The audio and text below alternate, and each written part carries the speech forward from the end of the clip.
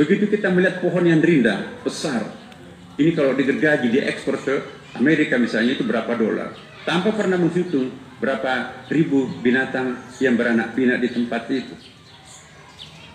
Jadi melihat alam ini sebagai hanya objek. Nah, inilah sistem teologi yang bekerja di dalam benak kita, yang saya kira perlu kita kembalikan dalam porsi yang sebenarnya.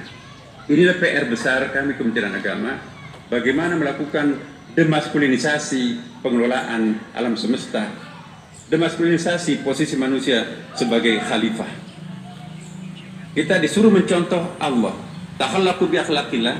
Akhlaknya Allah adalah Rabbul Alamin, pemelihara, perawat, to nurture alam semesta. Tapi apa yang kita lakukan? Jangan-jangan kebalikannya. Nah, inilah yang kita maksudkan dengan ekoteologi. Hadirin yang saya hormati, ekoteologi ini adalah narasi besar yang ingin kami dorong melalui Kementerian Agama, yang wujud nyatanya nanti sedang kita lakukan penyisiran kurikulum. Kita akan mengembangkan apa yang kami istilahkan dengan kurikulum cinta. Iya. Kenapa ini penting? Berangkat dari hadis Nabi, Bapak Ibu sekalian, ini bukan pendapat saya. Kalau semua kitab suci itu dipadatkan, termasuk Quran, maka pemadatannya, kesimpulannya adalah surah Al-Fatihah. Lalu kalau Al-Fatihah itu dipadatkan, pemadatannya adalah ayat pertama surah Al-Fatihah, Bismillahirrahmanirrahim. Intinya Al-Fatihah memperkenalkan Ummul Asma, induknya semua nama Allah, yaitu Ar-Rahman Ar-Rahim. Berasal dari akar kata yang sama, rahimah, artinya apa? Cinta.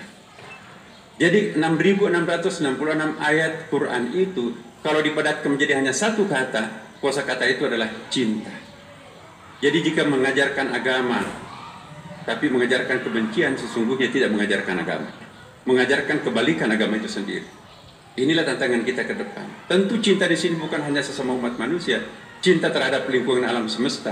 Tidak mungkin kita bisa menjadi khalifah yang abid yang sukses di atas bumi yang gersang, bumi yang rusak. Tidak mungkin kita bisa menjadi khalifah yang sukses di atas lingkungan yang rusak. Karena itu tantangan teologi kita. Bagaimana menciptakan suatu sistem teologi yang green teologi, lebih hijau. Dan ini yang kita akan kembangkan di dalam lokus yang sekitar 140 hektar di tempat ini. Bapak Ibu sekalian, iya, bumi bukan sekedar ruang hidup, tetapi juga cermin kasih sayang Tuhan kepada seluruh makhluknya. Dalam pandangan ini, kerusakan lingkungan adalah pengkhianatan terhadap titipan Tuhan. Jadi konsep dosa jangan hanya dialamatkan kepada sesama umat manusia. Merusak lingkungan, mengotori sungai, itu pun juga adalah dosa. Oleh karena itu, agama harus hadir, tidak hanya menjadi tidak hanya di mimbar dan kitab-kitab, tetapi juga di dalam tindakan nyata untuk merawat bumi ini.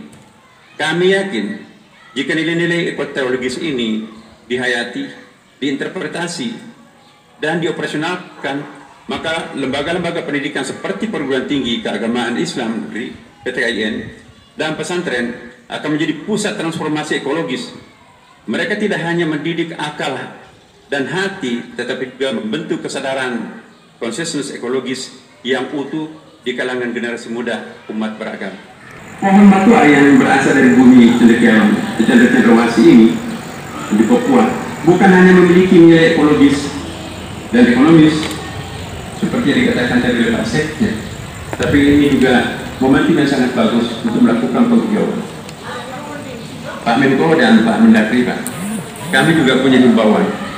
Setiap calon pengantin itu dihimbau untuk menanam atau menyetor pohon. Jadi bayangkan kalau 1.100.000